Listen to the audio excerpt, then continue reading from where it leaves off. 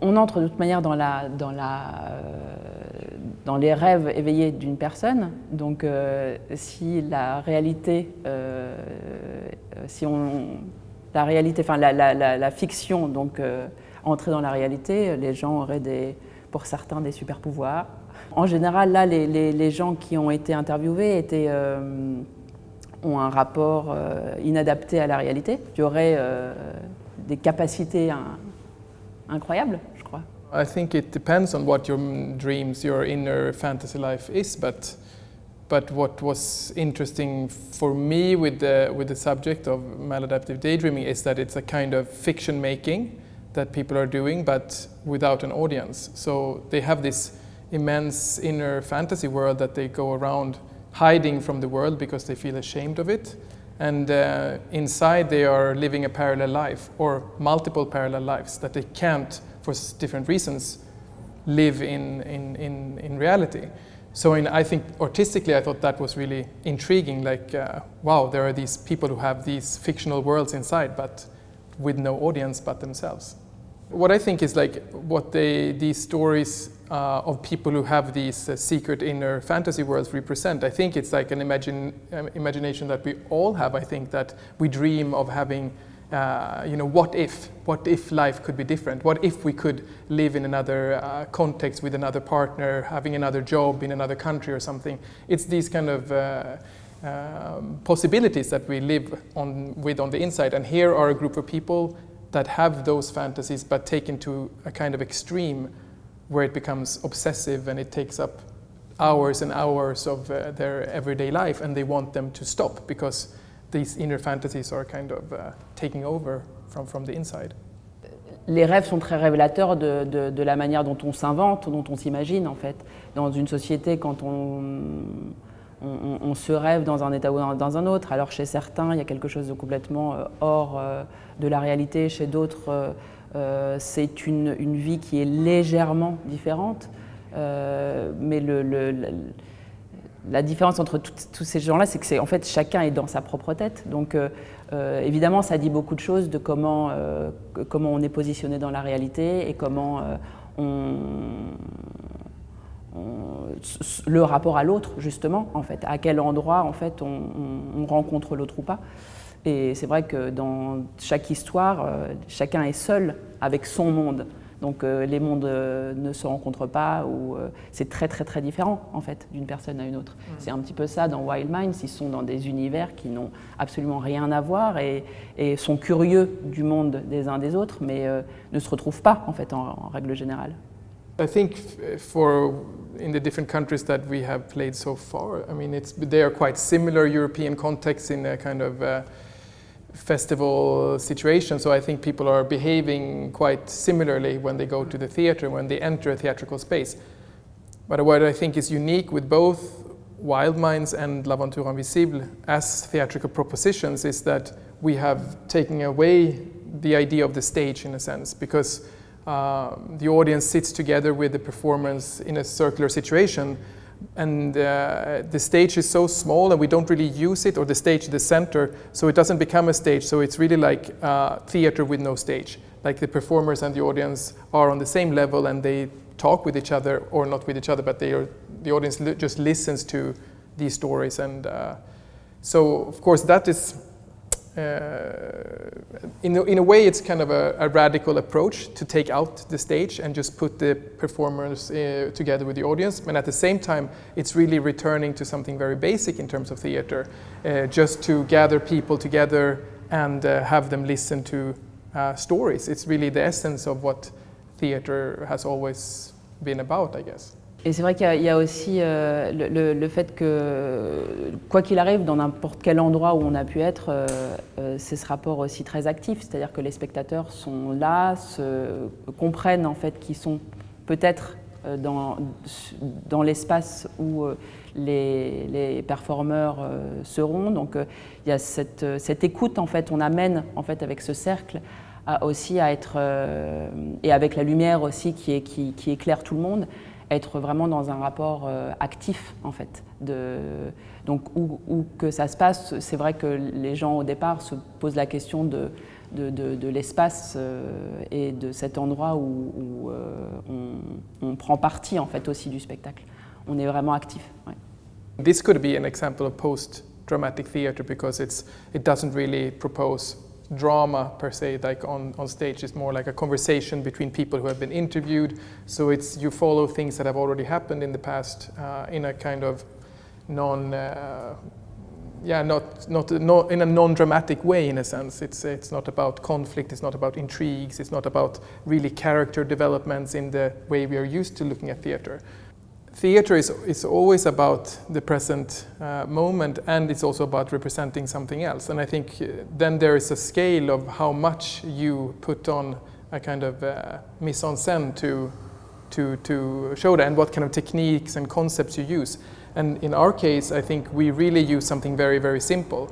We interview people from reality, and we take those interviews and we make them into a conversation that is happening on stage among the audience. And this conversation is the fiction in a sense, because the real people have never met each other. They only meet in the theatrical space. But all what they are saying is coming from the interviews that we made with them beforehand.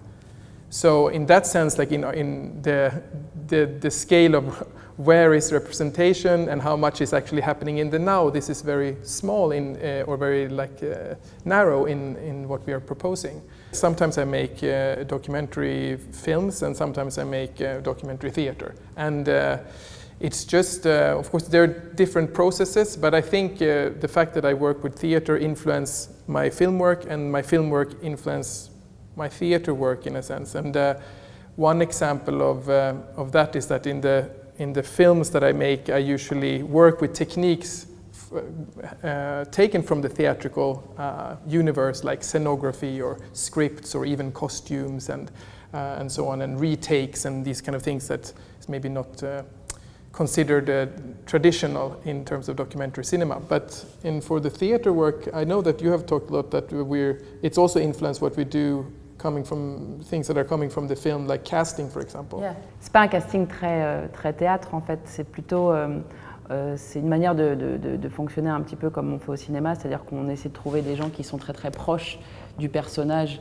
enfin en tout cas du témoignage, on va dire. Donc pour aussi cette histoire de trouble en fait, de savoir, de pas savoir réellement qui on a en face quand on est au théâtre. En général, on sait qu'on va aller voir un acteur qui va interpréter un rôle. Alors que là, il y a cette idée de flou, de trouble, et de ne pas réellement savoir qui on a en face de soi. Et peut-être qu'à des moments, on peut penser que la personne est réellement en train de raconter son histoire. En tout cas, on l'amène, la fiction entre vraiment dans le documentaire à cet endroit-là, même si, en y réfléchissant, on sait que, par exemple, on va dire que Tom, qui joue dans l'aventure invisible le rôle qui reprend en tout cas les mots de Jérôme Hamon, qui est le premier homme à avoir reçu une greffe totale du visage. On sait très bien que c'est pas lui, mais en fait on amène quand même les spectateurs à penser que peut-être on est on est avec quelqu'un qui a réellement vécu ça. Ouais, par exemple, dans l'aventure invisible, en fait, puisqu'il y a tout le processus, le temps de répétition et le temps d'écriture, en fait, étaient très liés. Le texte s'écrivait, tu l'écrivais, et puis après, puisque c'est une partition sonore, donc c'était en même temps enregistré, donc il y avait quelque chose de très direct, en fait. Et puis surtout, il y avait un personnage, l'artiste, qui n'était pas complètement, je ne savais pas très bien où aller. Ouais. Et finalement, le performeur qui donnait voix à l'artiste, en fait, sa propre vie en fait, s'est immiscée à l'intérieur de ça. Et c'est vrai qu'on a fini par interviewer Francky. Et finalement, il y a aussi un trouble à cet endroit-là. C'est-à-dire que c'est à la fois la vie de l'artiste, du témoignage, mais aussi sa propre vie qui s'immisce à l'intérieur de ça. Et c'est vrai que ça, c'était très... réellement avec ce personnage-là, oui. I think Wild Mice was, the intention from the beginning, it was a commission from the Museum of Modern Art in Stockholm, and it was really labeled as a performance piece in a way. So in that sense, I think it was created in that tradition of the happening, in a sense that the audience comes into a circle of chair and don't really know what to expect, and take part of this experience. But then, I mean, this like way of working has now developed. So when we made L'Aventure Invisible a few years later in France, we started to maybe approach more the traditional theater concept, because we are also working with more people. It's more clearly, it's an audience still that we have constructed a kind of seats for the audience with the scenography and so on. For the next production, actually, we're working on now, it's for next year. We are actually trying to think about how to make theater in a more traditional way, with a stage and an audience in a more frontal solution, in a sense. And yeah, we will. I mean, I think it's possible, but we will work more in this direction now and see what we can do with that. Il n'y a jamais eu personne qui a réagi, en fait, mais beaucoup de fois, en fait, les gens disaient qu'ils auraient voulu le faire, qu'ils ont failli. Donc, en fait, il y a une sorte de, ils sont très actifs par rapport à ça. Donc, il y a toujours, en fait, après, en général, les gens parlent beaucoup. Mais après, moi, je rajouterais quelque chose sur l'histoire du présent. Il y a évidemment ce rapport à l'empathie, en fait, à l'écoute de l'autre au moment où ça se dit, mais je pense que même dans la méthode, en fait, dans l'idée de l'oreillette et du fait que ces performeurs n'apprennent pas le texte. En fait, il y a aussi ce rapport au présent pur, c'est-à-dire qu'on n'anticipe rien. Et même, on pourrait même aller plus loin dans l'histoire de jeu d'acteurs, en fait, de jamais savoir à l'avance où ça va aller, en fait, être réellement dans le présent de ce qui se dit, et pas seulement dans ce qui se dit, mais dans la manière dont on le perçoit, dont on écoute l'autre. Et je pense que ça, c'est vraiment aussi bien au sens large du présent, mais la technique est réellement dans cette idée du présent pur. Et c'est vrai que, par exemple, il est arrivé même une fois qu'un performeur ne puisse pas jouer, quelqu'un d'autre peut prendre sa place et mettre l'oreillette et jouer dans ce présent-là, et ça donne quelque chose qui, évidemment, se transforme parce qu'elle n'est pas la même. Voilà. Mais c'est vrai que cette histoire de présent est très très forte, moi je trouve.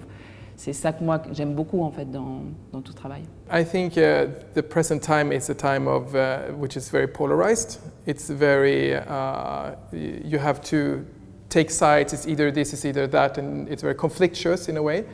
And I think with the theater that we're proposing, it's like a kind of way of meeting each other's lives and each other's stories in a less conflictuous way, that is more about being curious and listening deeper to what the other people are saying. That's why Wild Minds, for example, is presented almost like a therapy group situation, even though it's never really said out very clearly that it is.